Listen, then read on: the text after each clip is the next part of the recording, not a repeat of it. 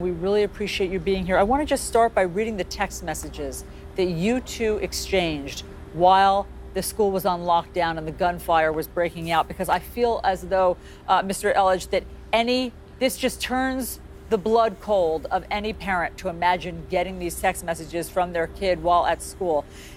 So Chris writes, Dad, the school is on an unexpected lockdown. They've got sirens playing all in the school and the radios are going crazy. I'm in the PE room with 4 different entrances. Everyone is freaking out. It's not a drill. I'm actually scared. My heart is racing. I'm actually freaking out. I'm really scared.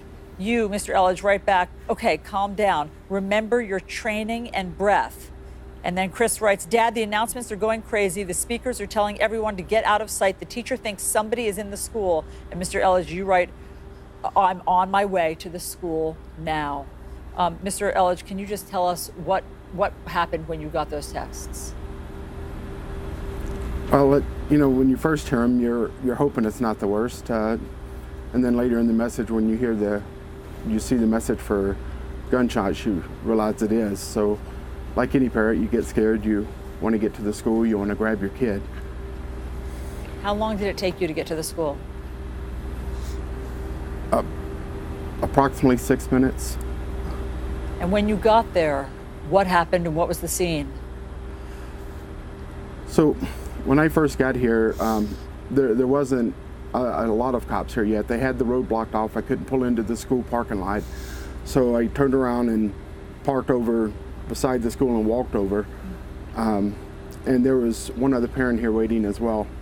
So we basically just stood and waited to find out what we could and wait for the kids to come out. Oh my gosh. I mean, we can only imagine the terrifying moments. And so, Chris, what were those moments like in the gym as you were hearing school announcements? What were they telling you? It was just terrifying. It was scary looking around at my friends' faces, seeing that they were just as terrified as I was, and there was crying. People were crying in the classroom. Over the intercom, they had announcements going on saying lockdown, lock lights, out of sight, and it just kept repeating over and over and over, and it just kept repeating itself for the whole course of the time that we were in the building, and it was extremely scary. The whole time you were just debating, and the first thought that you had was, I need to make sure my parents know what's going on, and I need to make sure my parents know I'm okay. I don't want them to worry. Oh my gosh, Chris and Mr. Elledge, what an ordeal to have to do this via text and to be so terrified. Mr. Elledge, when you said to Chris, remember your training and breath, what's that based on? Well, Christian's a national competitor in Taekwondo from Iron Horse Dojo in Colorado Springs, and they work a lot on pacing themselves and breathing and so forth so that they can get through the training. And then also here at the school, on somewhat of a regular basis, they go through training for these kind of situations. So in these times, remembering those things that you've learned is what I was trying to get to him.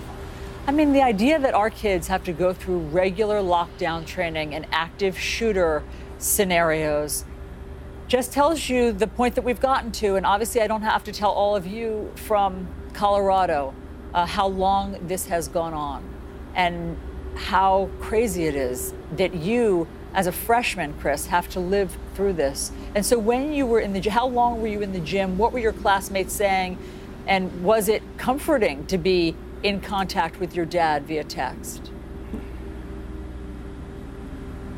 Just having the text messages from my dad was, it was relieving. It was great knowing that I had my friends right beside me sharing the same experience I was. I mean, of course, I wasn't happy that we were going through that, but it's always better to have someone there with you when you're going through it.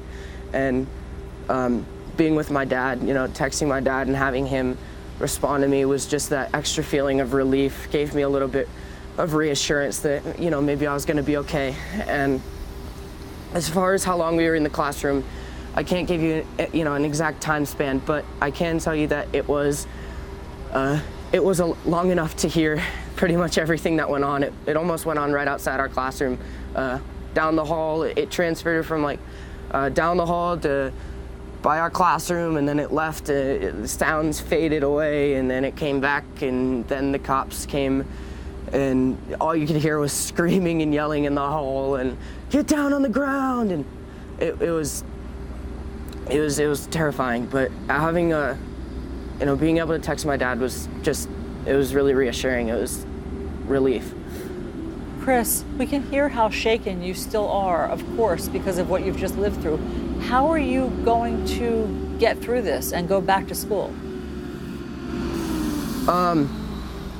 As a community, we're gonna get through it as a community, because you don't stop your life just because of one bad thing. You can't let that get in the way. You have to band together as a community. You have to stay strong.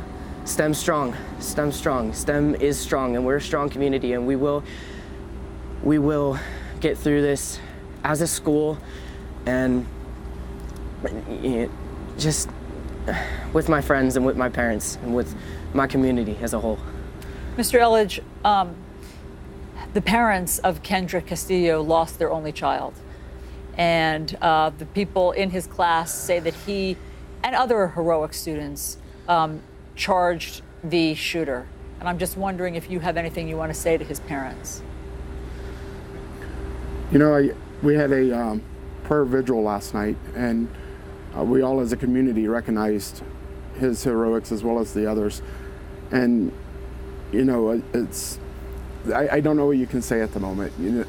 As far as the parents go, what a great job as far as raising their kid. What a great kid. What a great loss to us as a community. So, those are things that are hard to put into words. We as a community will be able to show them how much we appreciate what he did. Eldon and Chris Elledge, I think that you said it beautifully, Mr. Elledge, actually. We really appreciate your words. We're so sorry that you went through this. Take care of yourselves. This is going to be a long road. Can I say one thing? Yes. Kendrick Castillo and Brendan Biley, you guys are heroes, and we owe our lives to you, and we owe our lives to the brave men and women and the police officers who got us out of there safely. You guys are amazing.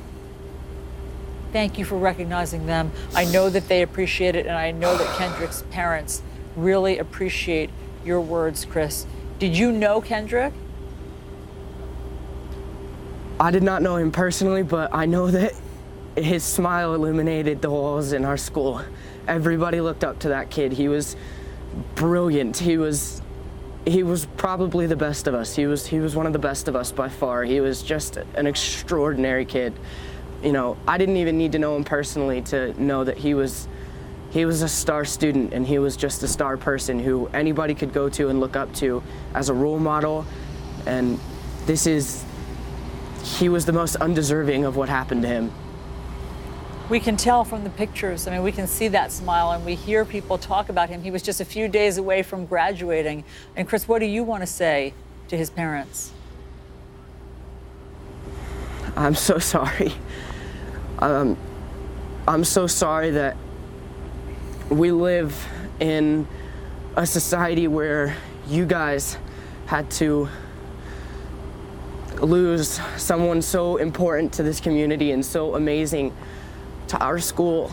I'm sure that you guys did your best raising him.